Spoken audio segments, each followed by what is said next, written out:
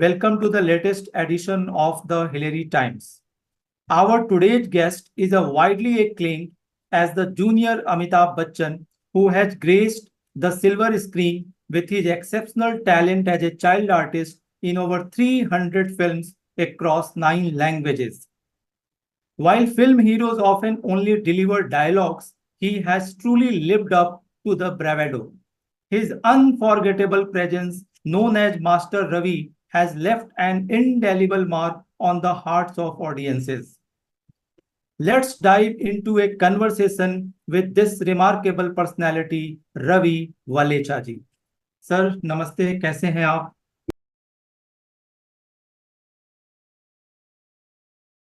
नमस्कार। बढ़िया, all well. Sir आपके नाम में वलेचा लगा हुआ है, सरनेम।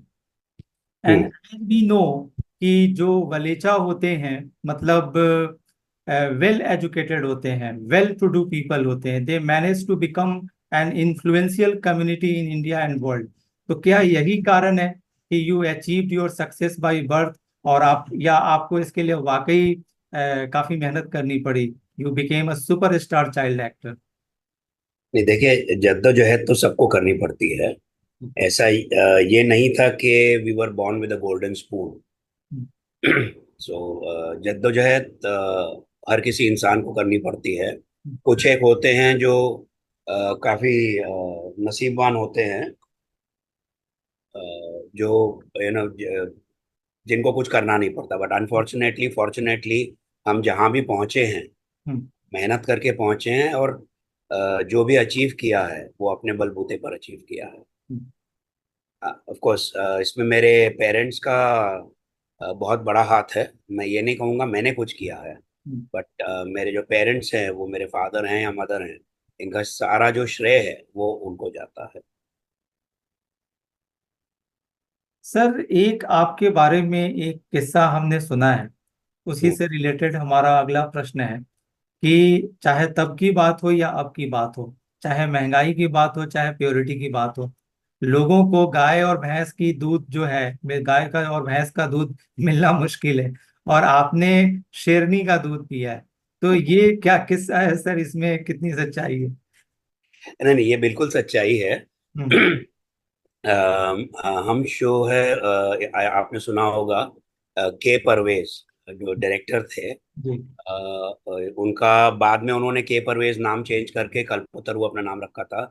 काफी फेमस डायरेक्टर थे। हम्म। तो उन्होंने एक फिल्म डायरेक्ट की थी, हम्म। जिसमें विनोद खन्ना, नीतू सिंह, अमजद खान और मैं भी था। तो ये शूटिंग कॉन्सेप्ट ये था कि अ, बच्चा जो है वो प्रिंस है। हम्म। तो जो पुराने जो विनोद खन्ना और नीतू जी हैं, they were the erstwhile king and queen. तो ये जो बच्चा है, ये प्रिंस है, ये किडनैप हो जाता है, और किडनैप होके फिर बाद में ये भाग जाता है। तो भाग के जंगल में चला जाता है, बिकॉज ऑब्वियसली बच्चा है। उस समय मेरे ख्याल से मेरी उम्र रही होगी 6 या 7 साल की। तो ये कॉन्सेप्ट था। अमजद खान जी विलन थे। अनफॉर्चुनेटली वो फिल्म रिलीज नहीं हुई। तब सीन ये था कि जंगल में हम शूटिंग कर रहे थे, और ऑब्वियसली बच्चे को भूख लगी है, वो ढूंढ रहा है, कुछ चाहिए ये वो। तो देखता है शेरनी अपने बच्चों को दूध पिला रही है, तो स्लोली स्टेडीली क्रीप करके जाता है और वो शेरनी का दूध पीता है। और ये अगेन मैं कहूँगा मेरा सौभाग्य है कि ये एक्चुअल शॉट लिया गया था। शेरनी भी थी, उसके बच्चे भी थे, और हाँ, मैंने शेरनी का दूध पिया है। तो सर आप एनिमल्स के साथ, स्पेशली वाइल्ड एनिमल्स के साथ आप शूट कर रहे थे, तो एज ए चाइल्ड आपको डर नहीं लगा सर? शुरू शुरू में तो लगा, ऑफ कोर्स। हम्म। मैं ये नहीं कहूंगा कि डर नहीं लगा, बट इवेंचुअली यू नो एक जब बच्चा है, एक नॉर्मल इंसान भी है, जब तक हम्म। उनके मन में डर नहीं डाला जाता हम्म। तब तक वो डरता नहीं। हम्म। ठीक है, अगर आप किसी बच्चे को कॉकरोच से डराओ तो कॉकरोच से भी डरेगा। हम्म। हाथी से नहीं डराओ तो उससे भी नहीं डरेगा। सो मेंटालिटी ये थी कि मुझे डराया नहीं गया था। And all the animals, in fact tiger, चीता, लेपर्ड, क्रोकोडाइल, अजगर, हाथी, हिरन, ये सारे थे उस फिल्म में। और इतने ये वाइल्ड एनिमल्स थे, बट वो किसी को नुकसान नहीं पहुंचाते, अनलेस अनटिल आप उनको नुकसान न पहुंचाओ, वो किसी को नुकसान नहीं पहुंचा। उनका बेसिक मेंटालिटी क्या है कि मुझे खाना, अगर वो आप उनको खाना देते हैं या उनका पेट भरा हुआ है, प्लस उनको कोई मिलता है जो उनको प्यार करता है, तो there is no reason for them to you know to harm harm anybody. या ठीक है सर। सर आप बहुत पहले अर्ली एज में आप मशहूर हो गए, लोकप्रिय हो गए, भारत के घर घर में कोने कोने में आपको लोग पहचानने लगे। एक बहुत लंबा फेज भी था आपका। तो ये एक प्रश्न सोशल मीडिया से है कि सर, ऐसा लोगों को लगता है कि आप कुछ दिन के लिए लाइमलाइट से दूर हो गए। तो ऐसा क्या हो गया? फिल्म इंडस्ट्री से कोई नाराजगी थी, कोई खास वजह थी, या कुछ आपने और सोचा था? ऐसी क्या वजह हो गई कि आपने आपके जो फैंस थे उनसे आपने थोड़ा डिस्टेंस बना लिया? नहीं, ऐसी बात नहीं थी। इनफैक्ट ये जो ब्रेक लिया गया था वो जानबूझ करके ब्रेक लिया गया था। आपको याद होगा, मनमोहन देसाई जी, उनकी काफी सारी फिल्में मैंने की थी। तो उस समय लास्ट फिल्म जो मैंने की थी गिरफ्तार, प्रयागराज जी उसमें राइटर थे। तो बेसिकली वो मनमोहन देसाई ग्रुप ही था। तो मनमोहन जी ने उस समय मुझे ये कहा था कि अब तू गायब हो जा, and make your body, make your height, work on yourself, and eventually once एक बार आप 25 एक साल के हैं, सो वो टाइम पे मैं तेरे को लॉन्च करूंगा एज अ हीरो। बिकॉज उनका और मेरा जो प्यार था वो बहुत ही करीबी थे। He used to like me very much. मेरा पेट नेम जो था मंजी, मुझे कभी रवि नहीं बुलाते थे, वो मुझे हमेशा जीतू करके बुलाते थे। तो उन्होंने ही सजेस्ट किया था कि तू अब लाइव अभी काम करना बंद कर दे, एंड इवेंचुअली मैं तुझे लॉन्च करूंगा। तो उस उनके बोलने पर मैंने सारा जो अपना काम है फिल्म इंडस्ट्री का वो छोड़ दिया। और साइमल्टेनियसली जो एक एक कुकिंग का शौक था, तो मैंने होटल मैनेजमेंट ज्वाइन कर लिया। और जहाँ मैं ज्वाइन कर लिया होटल मैनेजमेंट, वहाँ ख़त्म किया। अनफॉर्चुनेटली मंजी का देहांत हो गया बीच में। सो दैट जो जो हीरो बनने की ख्वाहिश थी वो कभी पूरी नहीं हुई। एंड होटल मैनेजमेंट के करियर में एक से दूसरी, दूसरी से तीसरी सीढ़ी चढ़ता गया, तो फिर इस तरफ ज़्यादा ध्यान नहीं दिया। बहुत अच्छा। सर एक क्वेश्चन हम जैसे बच्चों का है, हमारे टाइम के बच्चों का, कि पहले जो स्कूल होते थे उसमें बच्चों को लंबे बड़े बाल रखने के लिए बिल्कुल मनाही थी। पर हमने आपको फिल्मों में जब भी देखा तो आपके बाल उस समय भी काफी बड़े फैशनेबल थे और बिल्कुल स्टार के तरीके से ही थे। तो आपके स्कूल में कभी इसको लेकर के ऑब्जेक्शन नहीं हुआ? नहीं नहीं, इनफैक्ट बहुत ऑब्जेक्शन हुआ। मैंने 3 स्कूल चेंज किए हैं। हम्म। ये बचपन में जब स्कूल में ऑब्वियसली काम इतना था, मैं दिन के 2 2 3 3 शिफ्ट करता था, स्कूल जाना नहीं होता था। तो इनफैक्ट एक स्कूल था, उसमें से मुझे बोला गया था कि आइदर वर्क और स्टडी, दोनों हम करने नहीं देंगे। तो इवेंचुअली उस स्कूल से मुझे निकलना पड़ा, फिर दूसरे स्कूल में गया, दूसरे स्कूल में भी यही इशू था, वहां से भी निकलना पड़ा। स्कूल लाइफ में ऑफ कोर्स प्रॉब्लम काफ़ी सारी आई, बट फाइनली मुझे, मैं एक शूटिंग के लिए गया था एक एड फिल्म की, महाराष्ट्र, बैंक ऑफ महाराष्ट्र की शूटिंग के लिए गया था। सेंटा क्रूज में गुरु हरकृष्ण हाई स्कूल है। तो ड्यूरिंग द शूट वहाँ की जो प्रिंसिपल हैं, मिस NS कामत, वो आई। उन्होंने पूछा एजुकेशन कैसे चल रही है, क्या चल रही है। तो मेरे फादर थे, उन्होंने क्लियर ही कहा कि इश्यूज हैं। बिकॉज ठीक है, पढ़ाई में कमजोर नहीं है, बट ये जो छोटी छोटी चीजें हैं, जैसे बाल काटना है, अटेंडेंस है, इसके अंदर थोड़ा सा एक एक सपोर्ट चाहिए। विच in fact earlier my father had also approached the Ministry of Education कि अगर कोई बच्चा काम कर रहा है, एक थोड़ा सा सपोर्ट, ये नहीं कि एग्जाम नहीं दो, फ्री में उसको प्रमोट कर दो या क्या, बट एक अटेंडेंस का और एटलीस्ट जो बाल छोटे करने हैं उसका कुछ एक सपोर्ट करें। बट अनफॉर्चुनेटली वो सपोर्ट किसी से मिला नहीं। तो ये जो प्रिंसिपल थी, she was very nice and kind enough. तो उन्होंने भी रेकमेंड किया, ठीक है आप मेरे स्कूल में ज्वाइन कर लो, अटेंडेंस में कॉम्प्रोमाइज कर लेंगे, पढ़ाई में नहीं करेंगे, एग्जाम में नहीं करेंगे. तो that is how I could continue eventually. Sir हमें लगता है जो आपके फैंस हैं उनको ऐसा लगता है कि आप एक्टिंग में तो शार्प थे ही, आप शायद लर्निंग में या किसी चीज को ऑब्जर्व करने में भी आप शार्प थे। वजह यह है कि लोगों को एक लैंग्वेज सीखने में शायद उम्र लग जाती है, फिर भी वो स्पेशलिस्ट नहीं बन पाते, लिंग्विस्ट नहीं बन पाते। तो आपने तो 300 से ज्यादा फिल्मों में और 9 से ज्यादा लैंग्वेजेस में काम किया। तो ये डिफरेंट डिफरेंट लैंग्वेजेस में जब आप काम करते थे तो उनको बोलना, स्क्रिप्ट को लर्न करना, उनको डिलीवर करना, ये तो कुछ तो खास होगा तभी ये पॉसिबल हो पाया। तो आप ये जर्नी कैसे देखते हैं? नहीं, देखिए, ये एक बहुत ही एक्साइटिंग जर्नी थी. और मैं ये भी कहूंगा और जरूर कहूंगा कि उस समय की जो फिल्म इंडस्ट्री थी और आज की जो फिल्म इंडस्ट्री है, उसमें जमीन आसमान का. उस समय खास करके एक जो बच्चा है, उसको सिखाया जाता है, बेटा ये डायलॉग ऐसा बोलना है, इसका मतलब ये है. अब जाहिर बात है कि अगर एक दूसरी लैंग्वेज है तो मुझे उसका मतलब समझ में नहीं आता. डायलॉग बोलना है, वो ठीक है, वो रट लिया, बोल दिया, मगर उसका मतलब क्या है, हिंदी में उसका अनुवाद क्या है, वो एक्सप्रेशन क्या होने चाहिए. तो डायरेक्टर जो थे, असिस्टेंट डायरेक्टर हैं या डायरेक्टर हैं, वो या राइटर हैं, वो साथ में बैठते थे, पूरा एक्सप्लेन करते थे कि सीन ये है, डायलॉग ये है, सामने से आपका जो हीरो हीरोइन एक्टर या जो भी आपके सामने है, वो आपको ये सवाल कर रहा है, and this is your response. तो जहां आपको पूरी सिचुएशन एक बार समझा दी गई है, तो आपके जो एक्सप्रेशंस हैं, जो डायलॉग डिलीवरी है, वो बाय डिफॉल्ट वही हो जाते हैं जो आपकी लोकल लैंग्वेज के या आपके खुद की लैंग्वेज के. हम्म। हाँ, खाली जो बोलना है वो आपको एक अलग भाषा बोलना है. हम्म। उसका जो डायलेक्ट है, उसका जो लहजा है, वो थोड़ा बहुत सीखना पड़ता है, वो मेहनत करनी. तो वो जो डायलॉग्स दिए जाते थे, वो एक दिन दो दिन पहले दे दिए जाते थे ताकि हम्म। वो याद रहे.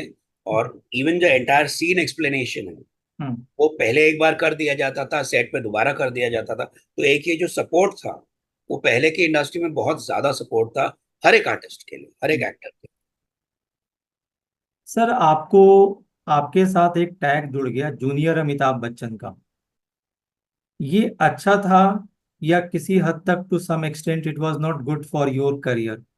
और दूसरी बात जो हमें जो जानकारी है कि आपको तो इंट्रोड्यूस शशि कपूर जी ने किया था, लिए. तो इन चीजों को आप कैसे देखते हैं? और जब ये टैग जुड़ा, अमित जी का जो वो टाइम था, तो आपका, आपके लाइफ में क्या चेंज आया, स्कूल में, कॉलोनी में, दूसरे बच्चों के साथ? नहीं, जाहिर बात है, जब अमित जी का नाम जुड़ता है किसी से, तो वो आसमान पे चला जाता है. ठीक है, मेरे साथ भी यही हुआ. जहाँ उनका नाम जुड़ा, उनके साथ जो फिल्में की थी, तो वो that was to certain extent, जो मुझे एक पुश चाहिए था उस करियर में, उस बचपन में, तो वो करियर का पुश मुझे बहुत अच्छा और बहुत बढ़िया मिला. ठीक है. हाँ, जो मेहनत भी करनी थी, इनफैक्ट राखी जी हो या रति जी हो, शत्रु जी हो, शशि जी हो, जितने भी एक्टर्स थे, वो सामने से रेकमेंड करते थे कि नहीं, आप जहाँ भी अगर कोई बच्चा चाहिए, बच्चे का रोल है, तो वो प्रोड्यूसर्स को, डायरेक्टर्स को रेकमेंड करते थे कि आप इसको लो. नॉट बिकॉज ऑफ ओनली कि चलो ठीक है वो अमिताभ के रोल करते हैं, बट जो इस बच्चे में समझ है, जिस तरह से वो काम करता है, रिटेक्स में देता नहीं था. एक बार समझ लिया, एक रिहर्सल हो गई, डायरेक्टिंग. तो बाय गॉड्स ग्रेस वो थोड़ी सी नॉलेज बोलिए, आप इंटेलिजेंस बोलिए, या जो ग्रास्प करने की पावर है, वो ऊपर वाले ने अच्छी दी थी, बेस्ड ऑन विच काफी सारा सपोर्ट मिलता था सभी आर्टिस्टों के साथ. जहाँ तक लोगों का सवाल है, अ, मुझे कभी किसी भी अपने दोस्त से या अपने फैमिली वालों से कोई ऐसा स्पेशल स्टेटस नहीं मिला. ठीक है, फॉर्चुनेटली सभी लोगों ने मुझे ग्राउंडेड रखा है. हाँ, अगर मार्केट में जाऊं, बाजार में जाऊं, यहाँ वहाँ जाऊं, तो लोग बेशक घेर लेते थे. इनफैक्ट एक मुझे एपिसोड याद है, हम लोग स्कूल स्कूल जो ट्रिप ले जाती है, तो स्कूल ट्रिप में हम जा रहे थे नेपाल. स्कूल हमें नेपाल ले जा रहा था ट्रिप पे। तो बॉम्बे से पटना वाया ट्रेन जाना था, और फिर पटना से बाय रोड बस में जाना। तो पटना उस समय, उसके कुछ मेरे ख्याल से 6-8 महीना पहले गंगा किनारे मोरा गांव लगी थी। तो गंगा किनारे मोरा गांव आपको भी याद होगा, is a super hit film, Bhojpuri में रिकॉर्ड तोड़ चुकी है, शोले के भी रिकॉर्ड तोड़ चुकी है। तो पटना स्टेशन पे जब हम पहुंचे, तो वहां पर कुछ लोगों ने पहचान लिया, और इतनी ज्यादा भीड़ हो गई स्टेशन पे कि फाइनली स्टेशन पे पुलिस को बुलाना पड़ा, और हम 25-30 जो बच्चे थे स्कूल के, उनको पुलिस प्रोटेक्शन में बाहर ले जाके बस में बिठाना। तो लोगों का जो प्यार मिला है, वो तो बहुत सारा मिला है, आज तक मिल रहा है, और उम्मीद करता हूँ आगे भी मिलता रहेगा। बट जो एक्सपीरियंस रही है, जो जर्नी रही है, वो बहुत ही बढ़िया और बहुत ही उम्दा रही।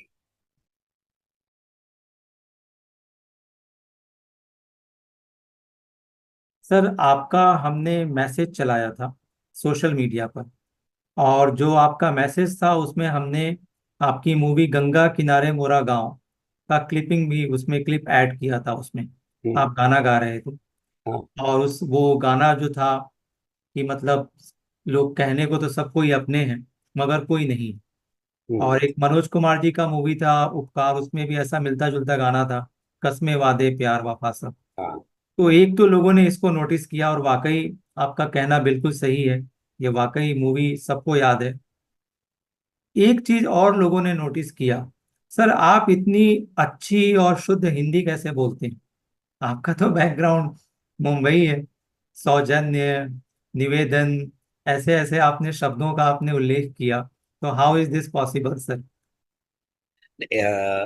पर्सनली मुझे लैंग्वेजेस बहुत पसंद हैं। हम्म। हिंदी खास करके, जो हिंदी लहजा है, जो उसके बोलने का मिठास है। हम्म। ठीक है, बम्बई में रह के वो लैंग्वेज चेंज हो जाती है, वो बात अलग है। हम्म। बट जो आप ओरिजिनल हिंदी पे आप जाएं, जो जो हम यूपी में बात करते हैं या सेंट्रल इंडिया में बात करते हैं, वो बहुत ही मीठी और प्यारी भाषा है। हम्म।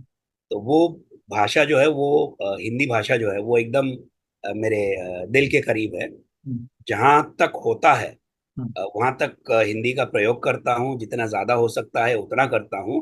हाँ, हम्म। कई बारी ये जैसे आपने कहा कि बहुत कई लोग डीप हिंदी हम्म। समझते नहीं हैं, हम्म। तो फिर वापस वो बम्बईया हिंदी पे आ जाना पड़ता है। हम्म। हम्म। सर, मैंने खुद ही एक काफी लंबे अरसे के बाद सौजन्य और निवेदन शब्द सुना, क्योंकि या तो लोग आजकल इंग्लिश बोलते हैं, या टिपिकल हर जगह जो हिंदी भाषा है, आई एम सॉरी टू से, लेकिन बहुत हद तक पॉल्यूटेड हो गई है इंग्लिश को लेकर के। है सर, एक बात आपसे पूछनी थी। आपने कहा कि आपके जो लव्ड वंस थे उन्होंने कोई स्पेशल अटेंशन नहीं दिया, लेकिन कहीं ना कहीं आप भी अकाउंटेबल हैं कि आपने अपने आप को ग्राउंडेड रखा। आजकल जो देखने में आता है कि लोगों की एक मूवी हिट हो जाती है, थोड़ा सा नाम हो जाता है, एक रील हिट हो जाता है, वो शर्ट के बटन खोल देते हैं, अपने आप को अमित जी से कम नहीं समझते, शायद ऊपर ही समझते हैं। आपने इतना लंबा अरसा आपने स्टारडम को जिया, और आज भी आप उसी दुनिया से जुड़े हुए हैं, तो आपने स्वयं को कैसे ग्राउंडेड रखा? अ, एक जो मेरा पर्सनल मानना है हम्म। कि जहाँ अगर इंसान सक्सेस है, वो एक अलग चीज है। हम्म। पर अपने आप को अगर आप जमीन से जोड़ के नहीं रख सकते, हम्म। ठीक है, तो सक्सेस, वो सक्सेस आपके किसी काम की नहीं। ठीक है। आज भी लोग, घर का अगर कोई काम है, तो ये नहीं कि हमारे घर में 2-4 नौकर हैं, ड्राइवर हैं, ये है वो है, कोई नहीं। क्यों? आज चाहे मैं हूँ, मेरे बच्चे हों, मेरी मदर हैं, my mother is almost about 80 to 83 years old। आज वो भी अपना काम खुद करती है, इवन एट दिस एज। घर का जो खाना बनाना होता है, मॉर्निंग का खाना बनाना होता है, वो मेरी मदर आज भी खुद बनाती है। तो ये जो शिक्षा है अपने आप को ग्राउंडेड रखने की, ये ऊपर से आ रही है, यानी मेरे फादर मदर से आ रही है। मेरे फादर ही पास्ट अवे कोरोना में, उनका देहांत हो गया। तो वो भी कुछ लगभग 81 वर्ष के थे। बट उस उम्र में भी वो दुकान पे जाते थे, यहाँ से बस पकड़ते थे, ये नहीं कि रिक्शा में जाना है, टैक्सी में जाना है, गाड़ी रखवानी है, कुछ नहीं। वो बस पकड़ के जाते थे बकायदा, जैसे कोई आम इंसान जाता है। तो ये अगर संस्कार ऊपर से ही आ रहे हैं, जो माता पिता आपको संस्कार देते हैं, वो संस्कार नीचे तक आ रहे हैं, तो जाहिर बात है कोई भी इंसान वो बिगड़ नहीं सकता। ठीक है। उस समय मैं चाइल्ड स्टार था। उस जमाने में, मैं 1980 की बात कर रहा हूँ, 1980s में जो पर डे हमको मिलता था, उस जमाने में 3 साढ़े 3 हजार पर डे मिलता था। लोगों की पूरे महीने की तनख्वाह 800 700 800 होती थी, मेरा पर डे का 3 साढ़े 3 हजार मैं लेता था। मगर उस वक्त भी मेरी पॉकेट मनी महीने की 10 रुपए थी। 10 रुपए की पॉकेट मनी पे मुझे रखा गया था, और ये बताया गया था कि ये जो आप कमा रहे हो वो तुम्हारे नसीब के लिए कमा रहे हो, वो तुम्हारे लिए नहीं कमा रहे। वो घर के लिए कमा रहे हो, वो खानदान के लिए कमा रहे हो, वो तुम्हारे बाद में काम आए। बट पॉकेट मनी मिलेगी वही 10 रुपया। अगर 10 का 11 खर्चा करना है, यू हैव टू मैनेज। मगर 10 रुपए का 11 रुपया पॉकेट मनी नहीं मिलेगी। और यही चीज मेरे कॉलेज में भी गई। मैंने जब होटल मैनेजमेंट ज्वाइन किया, मेरी पॉकेट मनी दी जाती थी 100 रुपए। एक टीनेजर जो कॉलेज जा रहा है, मेरी बाइक थी, बाइक मैंने अपने पैसों से खरीदी। डैडी ने बोला नहीं, काम करो, पैसे कमाओ, अपनी बाइक खरीदो। पेट्रोल भरवाना है, ये पॉकेट मनी 100 रुपए है, उससे भरवा। तो कहीं ना कहीं ये जितने भी संस्कार हैं, वो ऊपर से माता पिता ने दिए हैं, जो ग्राउंडेड रखा है उन्होंने। और कई बारी, हाँ, मैं ये नहीं कहूंगा कि हम उड़ते नहीं, कई बारी उड़ जाते हैं, मगर ये जो संस्कार अंदर डाले हुए हैं, वो खींच के हमें अंदर दोबारा ले आते बहुत खूब। सर, आजकल के जो पेरेंट्स हैं, जो हेलीकॉप्टर पेरेंटिंग को बढ़ावा देते हैं, आपसे तो सीखेंगे ही, आपके पेरेंट्स से भी सीखेंगे कि वो कितने एडोरेबल थे। और अगर खुद को एडोरेबल बनना हो तो रवि वलेचा जी के पेरेंट्स से आपको सीखना चाहिए। सर, एक क्वेश्चन आपसे ये है कि आपकी एक हमने मूवी देखी थी, शक्ति। आपको अमरीश पुरी जी ने पकड़ा हुआ है। तो मुझे याद है कि जब हम अमरीश पुरी जी को देखते थे तो हम बचपन में डर जाते थे सर, उनकी खूंखार, उनकी। आपने तो उस समय नॉट ओनली अमरीश जी, दिलीप कुमार जी, अमित जी, सबसे सराउंडेड थे आप, और उन्होंने आपको पकड़ा हुआ था। और एक आपका जो मेमोरेबल सीन है, शायद इस जन्म में मैं भी नहीं भूल पाऊंगा, कि वो एक छोटा सा झरोखा सा होता है और उसमें से आप देख रहे होते हैं। हमने भी कई बार आपको कॉपी किया है सर। तो वो कैसा एक्सपीरियंस था, कैसा कुछ हुआ, कुछ आप बताइए सर। वो जो पर्टिकुलर सीन की आप बात कर रहे हैं, बॉम्बे में बांद्रा में सीरॉक होटल हुआ करता था। तो कई कई लोगों को पता भी होगा, अभी तो खैर वो होटल नहीं है। तो ये सीन जो है वो सीरॉक होटल के बेसमेंट में शूट किया गया था। दिलीप जी, कुलभूषण जी, अमरीश जी, सारे सारे एक्टर्स थे वहाँ पर। सिप्पी जी ने डायरेक्ट किया था। तो अगेन, जैसे मैंने बताया कि उस जमाने में आप डायरेक्टर ले लीजिए, प्रोड्यूसर ले लीजिए, या आर्टिस्ट ले लीजिए, एक दूसरे को बहुत सपोर्ट कर, बहुत मीन्स बहुत ज्यादा सपोर्ट कर। आज जब वो सीन हुआ भी, जो आप बोल रहे हैं ना, जो देखने वाला, तो सिप्पी जी ने एक्चुअली मुझे पूरा ट्रेन किया। बेटा, ये हो रहा है, ये बैकग्राउंड में ये हो रहा है, दीज आर योर फीलिंग्स, तो ये फीलिंग्स आपको बाहर निकालनी। सामने अमरीश जी भी खड़े थे शॉट के दौरान, कुलभूषण जी थे, सॉरी, कुलभूषण जी थे। उन्होंने भी साइड में जब रिहर्सल हो रहा था, तो उन्होंने एक दो पॉइंट सजेस्ट किए, बेटा इसको ऐसे मत कर, ऐसे कर, देख बेटर लगे।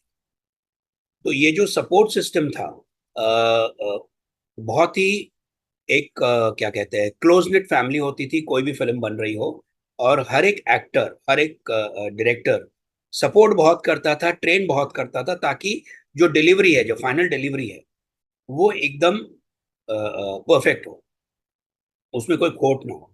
तो उसमें ये नहीं था कि चलो ठीक है, कुलभूषण जी ने अपना कर दिया, ठीक है मैं अपना देखता हूँ, बच्चा अपना देखेगा, नहीं। बिकॉज उस समय प्रोडक्ट देखा जाता। प्रोडक्ट क्या है? आपका फिल्म है। तो फिल्म की अगर बेहतरी के लिए, अगर किसी को कोई कमेंट करना है या सुझाव देना है, रिकमेंडेशन देना, बट अगेन, एक बहुत बड़ा फर्क था। उस समय जो रिकमेंडेशन दिया जाता था, वो डायरेक्टर के ऊपर डिसीजन छोड़ा जाता था कि सर अगर ऐसे करे तो, ये नहीं कि ऐसा ही करना है।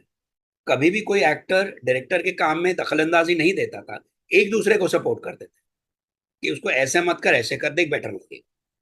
बिकॉज सबको ये ख्याल था कि जो प्रोडक्ट बनने वाला है वो प्रोडक्ट एकदम उम्दा बने और लोगों को पसंद आए। बट आज का जमाना है वो थोड़ा अलग है। उसके उसके लिए तो मैं कुछ बोल नहीं पाऊंगा। बट अगेन जो जो सपोर्ट सिस्टम था हम्म, वो पहले बहुत ही बढ़िया था। हम्म। इसके लिए जो परफॉर्मेंस मैं भी दे पाया, that was because of that support system. Sir एक क्वेश्चन है इंस्टाग्राम से क्लास 11 एंजेला का। ये पूछ रही हैं, कह रही हैं कि आजकल अगर स्कूलों में अगर परफॉर्म नहीं कर पाते स्टेज पर तो स्कूल टीचर्स थोड़ा सा डांटते हैं, थोड़ा ट्रीटमेंट सही नहीं होता। तो इनके दो क्वेश्चंस हैं। पहला क्वेश्चन ये कि आपके साथ भी ऐसा होता था जब आप परफॉर्म नहीं कर पाते थे, जो डायरेक्टर कहते थे कि आपको डांट लगती थी, सबके सामने बोलते थे, आपको अगर होता था तो कैसा फील करते थे? और एक और थोड़ा सा फनियर क्वेश्चन है कि क्या आप भी कभी गुस्से में अपने बच्चों को डांटते हैं, पढ़ाई के लिए फोर्स करते हैं? पहला क्वेश्चन जो था कि जैसे स्कूल टीचर्स वगैरह करते हैं, तो यस उस समय भी होता था, उस समय बहुत होता था। अगर मैं ठीक नहीं कर पाया, डांट भी मैंने बहुत खाई है, ऐसी बात नहीं नहीं खाई है। But that is a process of learning. अगर वो एक एक्सेप्टेंस आ जाए कि ये एक लर्निंग प्रोसेस है। आज तो खैर कोई टीचर अपने बच्चों पे या हाथ नहीं उठाता, हाथ नहीं उठा सकता। हम्म। कंप्लेन हो गई तो उसकी नौकरी चली जाएगी। हम्म। बट हमारे जमाने में तो फुट रूलर से मारा जाता रियली। था, हाथ में पकड़ के बिल्कुल बिल्कुल। फुट रूलर से मारा जाता था। हम्म। तो मैं ये नहीं कहूंगा कि वो सही था ये गलत है। हर एक समय का एक अपना स्टाइल होता है। समय से लोगों को चेंज भी होना पड़ता है। बट हाँ, जो सवाल था, डांट भी मैंने बहुत खाई है। मगर उस डांट ने मुझे सिखाया बहुत। ये नहीं कि नहीं सिखाया, बहुत ज्यादा सिखाया है। और जो दूसरा सवाल था कि मैं अपने बच्चों को कभी डांटता हूँ, मेरा एक पर्सनल मानना है कि हर इंसान का एक अपना बिहेवियर है, एक अपना नेचर है। हम्म। मेरे जो बच्चे हैं, मैंने उनको फ्रीडम दे रखी है। आपको जो चाहिए वो कीजिए। मैं उनके काम में, उनकी पढ़ाई में कभी दखल नहीं देता हूँ। उनको गेम खेलनी है, गेम खेलो, नो प्रॉब्लम। वीडियो गेम खेलनी है, वीडियो गेम खेलो। बट पढ़ाई में जब आपका एग्जाम है या आपका होमवर्क है, वो आपको खुद देखना। बिकॉज मैं उसमें, जैसे आपने पहले एक वर्ड यूज किया हेलीकॉप्टर पेरेंट, मैं वो नहीं बनना चाहता। जितना अगर आज के तारीख में बच्चे हम पर डिपेंड होंगे, उतने कल को उनको जब वो मार्केट में उतरेंगे, जब वो दुनिया में जाएंगे, उतना ही डिपेंडेंट फिर भी होंगे। तो आज अगर मैं उनको इंडिपेंडेंट छोड़ देता हूँ कुछ हद तक, ये नहीं कि बिल्कुल खुली छूट दे दी, कुछ हद तक अगर उनको इंडिपेंडेंट छोड़ देता हूँ, तो वो सीखेंगे। अगर गिरेंगे, पढ़ेंगे, मार खाएंगे, दुनिया की मार खाएंगे, तब तो सीखेंगे। आज हम भी वैसे सीखे हैं। लेकिन अगर मैं उनके ऊपर खड़ा रहूं, उनको एक प्रोटेक्ट करता रहूं, हाँ बेटा क्या पैसा चाहिए ले लो, ये खरीदना है ले लो, वो खरीदना है ले लो, तो उनकी डिपेंडेबिलिटी बढ़ जाएगी। तो जो संस्कार मेरे पेरेंट्स ने मुझ में डाले हैं, मैं इतनी कोशिश कर रहा हूँ, अगर उसके 10% भी मैं अपने बच्चों के अंदर वो संस्कार डाल सकूं, तो मेरे लिए वो बहुत एक बड़ी उपलब्धि।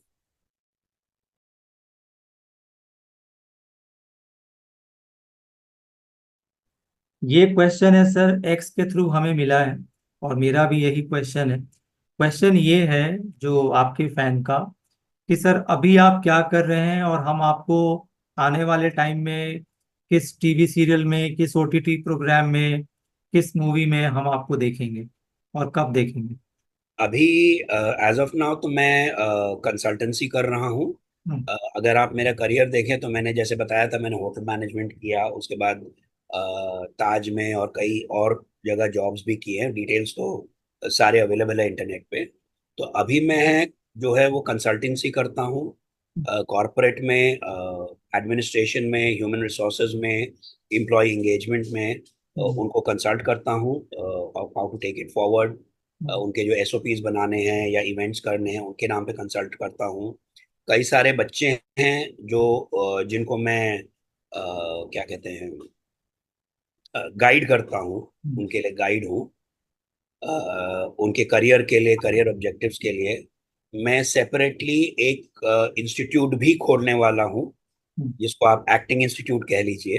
हम्म, उसके ऊपर अभी काम चालू है, तो शॉर्टली मे बी नेक्स्ट 2 से 4 महीने हम्म, एक एक्टिंग इंस्टीट्यूट खोला जाएगा, जहां पर एक्टिंग सिखाई जाएगी at the lowest possible cost. Hmm, because ये भी इनफैक्ट एक सुझाव था, एक हमारे फैन थे, उन्होंने ही सुझाव दिया था, क्योंकि उनकी जो बिटिया थी उनको एक्टिंग करनी थी, उनको एक्टिंग सीखनी थी। हम्म, तो वो एमपी से थे, हम्म, तो उन्होंने दिल्ली में बिटिया को भेजा था सीखने के लिए, कम से कम 2-2.5 लाख रुपए खर्चे किए थे उसको एक्टिंग सीखने के लिए। हम्म, एक्टिंग जो सीखी या जो सिखाई उसके ऊपर मैं कमेंट नहीं कर सकता, पर वो 2-2.5 लाख खर्चा करने के बाद भी न कोई काम मिला, न कोई असाइनमेंट मिला, न कुछ मिला।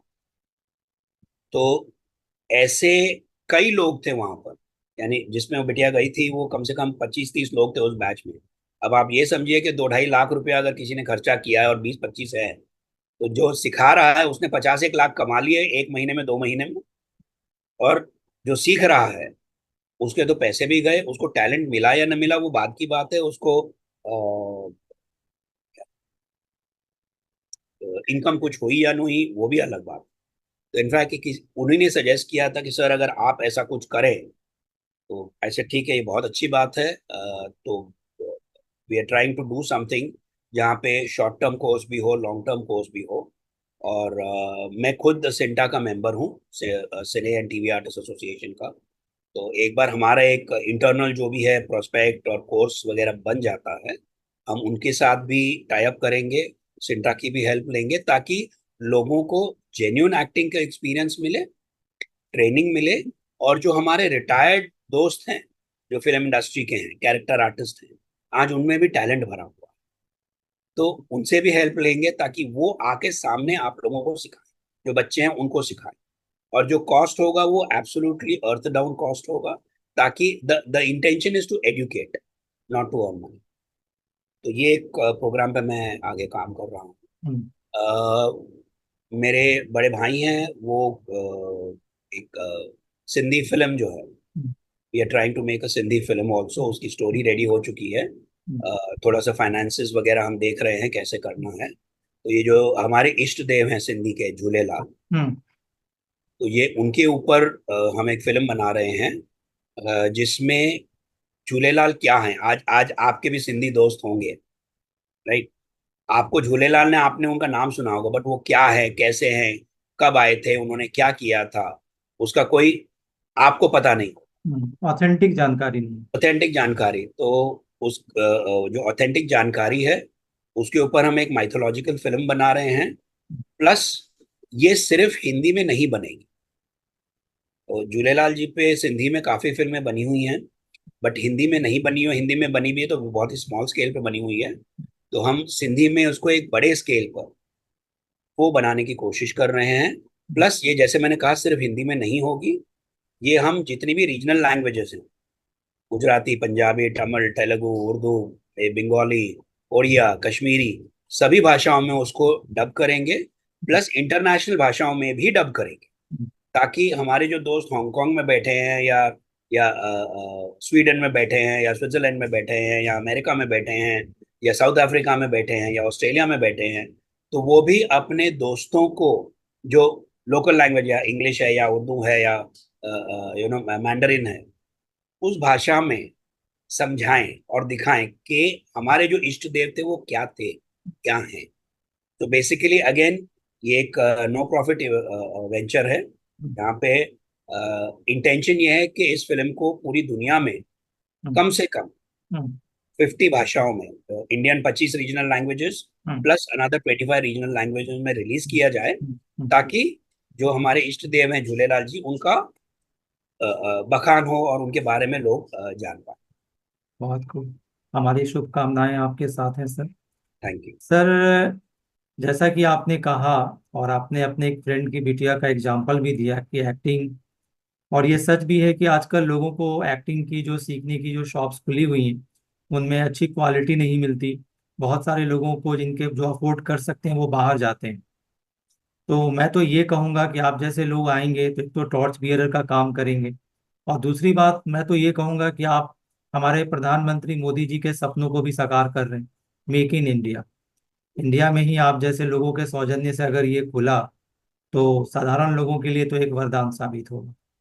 इनफैक्ट मैं आशीष जी आपको एक वादा करता हूँ, और जितने भी लोग देख रहे हैं हम्म। उनसे भी वादा करता हूँ कि अ, अगर मेरा बस चला, लोगों का सपोर्ट हुआ, तो मैं एक फिल्म इंस्टीट्यूट भी खोलूंगा, जिसमें ना ही एक्टिंग बल्कि direction, cinematography, dance, fight, effects, सारा कुछ एक इंस्टीट्यूट खड़ा करके, और ये भी वादा करता हूँ कि उसकी जो फीस रहेगी वो दुनिया में सबसे कम रहेगी, ताकि बच्चे आए, पढ़ें, सीखें, और मार्केट में जाएं और अपना नाम कमाएं, और हमारे इंस्टीट्यूट का नाम।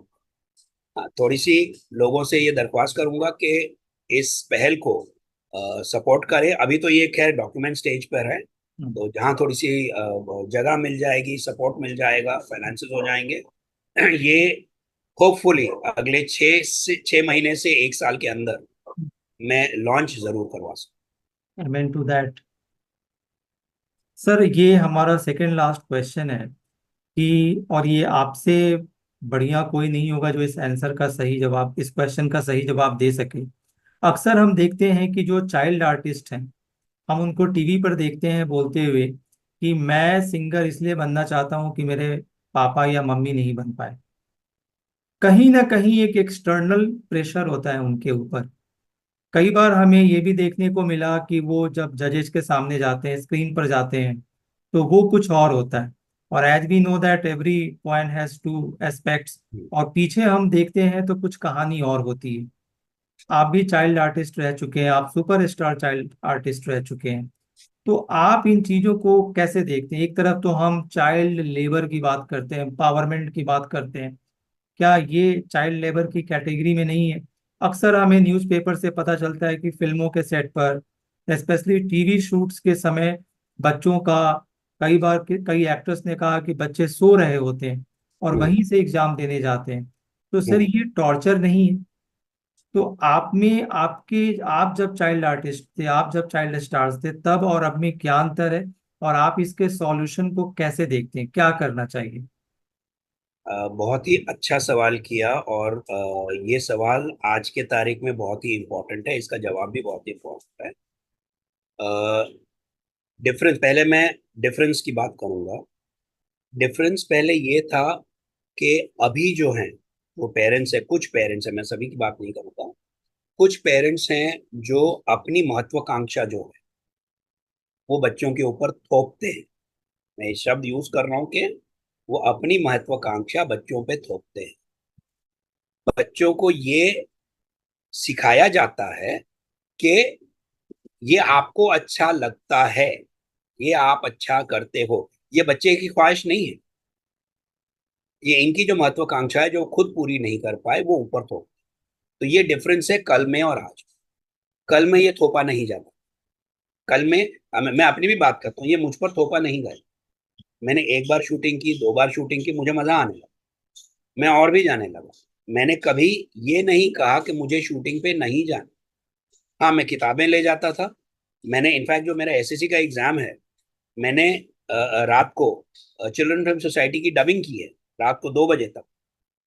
वहीं पर सो गया हूँ, सुबह 7 बजे वहीं पे जाके एसएससी के एग्जाम दिए।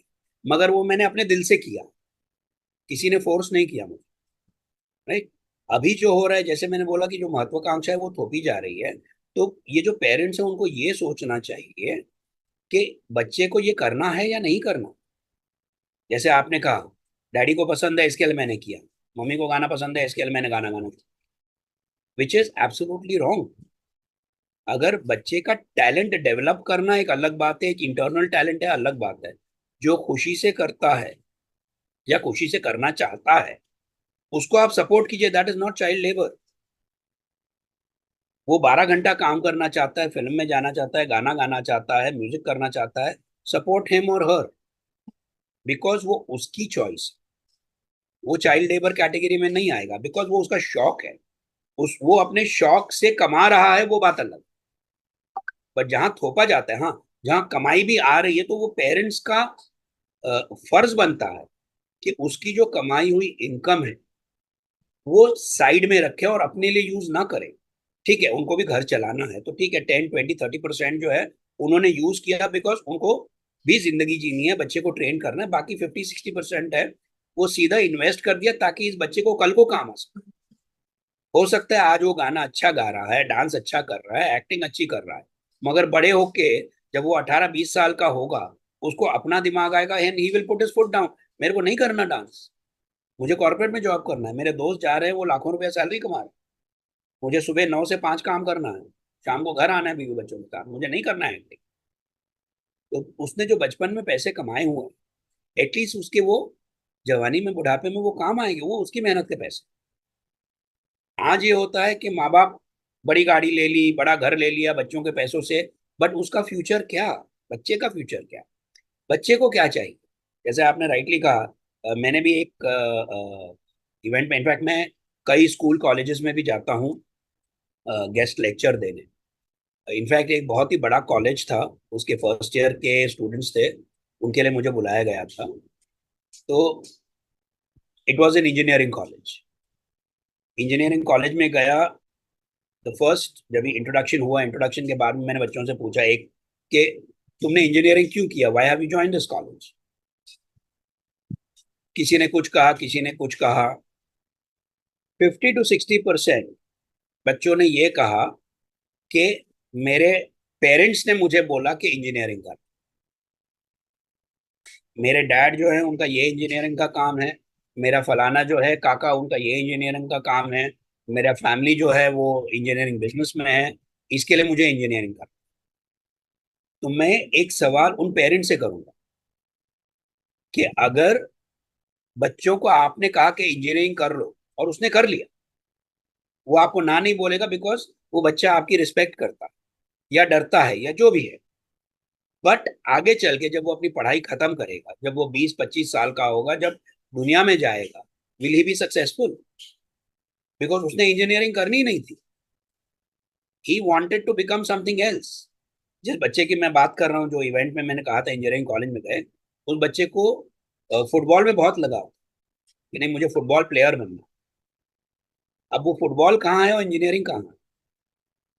आज वो 3, 4, 5 साल की इंजीनियरिंग की पढ़ाई करने के बाद क्या वो खुश होगा, क्या वो अपनी जिंदगी जी पाएगा।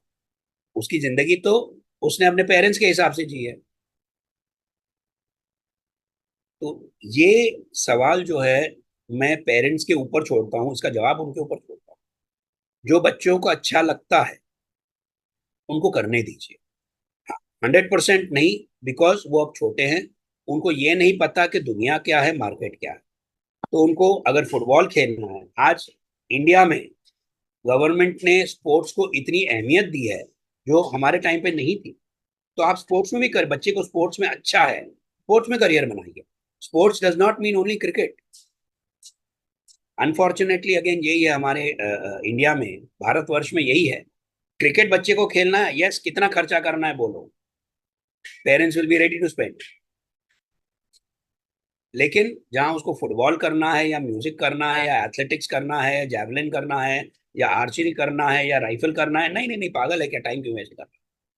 तो बच्चे को एजुकेशन इंपॉर्टेंट है, उसको एक बैचलर्स डिग्री इंपॉर्टेंट है, बेशक वो आर्ट्स में हो साइंस में हो। मुझे जैसे कुकरी का शौक था, खाना बनाने का बहुत शौक था, मुझे होटल मैनेजमेंट मिला और फिल्म इंडस्ट्री छोड़ के मैं होटल मैनेजमेंट में पूरा जुड़ गया। तो वैसे ही आप बच्चों पे थोड़ा सा विश्वास कीजिए, उनको क्या करना है वो करने दीजिए। हाँ, at the same time guide them so that they are successful in the future. बहुत खूब। तो जिन बच्चों ने सोशल प्रेशर के कारण या फैमिली प्रेशर के कारण साइंस का दबाव झेल रहे हैं, वो रवि बलेजा जी के इस शब्द को, इन शब्दों को वो अपने पेरेंट्स को दिखा सकते हैं, उन्हें सीखने को बहुत कुछ मिलेगा इससे। सर, आपसे एक आखिरी सवाल कि आपके नाम के साथ जूनियर अमिताभ बच्चन जुड़ गया, तो क्या आप वाकई में आप भी अमिताभ बच्चन के फैन थे या आपके फेवरेट स्टार कोई और थे? और अभी 2024 में आपके जो चहेते स्टार हैं वो कौन है, या किन में आपको लगता है कि हाँ इनका फ्यूचर अच्छा है? मेरे फेवरेट स्टार तो शुरू से शशि कपूर ही रहे हैं। उनके शशि कपूर जी थे, दिलीप कुमार जी थे, संजीव कुमार जी थे। तो ये जो एक एक्टर्स थे वो शुरू से मेरे फेवरेट रहे हैं। अ, और अभी की अगर मैं बात करूँ तो गिने चुने जो दो तीन हैं जो मुझे मेरे बहुत ही फेवरेट हैं। एक तो है रणवीर और दूसरा है रणवीर। तो ये दोनों जो कैरेक्टर में घुसते हैं, जो इसको हम्म, बोलते हैं ना, रियलिस्टिक एक्शन, हम्म, रियलिस्टिक एक्टिंग, हम्म, ये दोनों जो है कैरेक्टर में घुस जाते हैं। हम्म, तो ये देखिए, there is a difference between an actor and an artist, right. Artist सब कोई है, जो 50-100 लोग काम कर रहे हैं, right from hero to the junior artist, सारे आर्टिस्ट हैं। मगर इन 50-100 बंदे जो फिल्म में काम करते हैं स्क्रीन के आगे, वो आर्टिस्ट हैं। मगर वो आर्टिस्ट से एक्टर कब बनते हैं? जब वो अपने कैरेक्टर को बाखूबी निभाते हैं। और आप भी ये नहीं देखते हो कि यार ये तो रणवीर सिंह है, आप देखते हो कि यार ये तो वाकई वो गुंडा है या डाकू है या लवर है। हम्म। आपको उस कैरेक्टर को देखते हो, आप रणवीर को नहीं देखते। वो एक एक्टर। इस लिहाज से तो एक्टर सब काफी कम रह गए सर। बिल्कुल, हम्म, बिल्कुल, आई विल 100% एग्री विद।